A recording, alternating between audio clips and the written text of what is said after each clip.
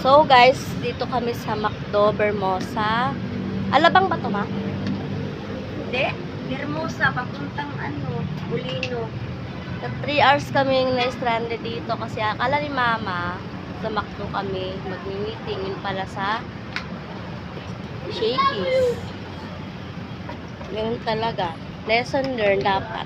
Bago umalis, may load. Pangalawa is updated kayo sa mga kasamahan niyo. Lalo na pag may mga meeting, assembly. Mahirap kasi yung lakad ng lakad, hindi natin alam kung saan. Hindi tayo prepared or mahirap pag ganito. Tapos ang mahirap niya, kung sakto lang yung pamasahe, yung dala.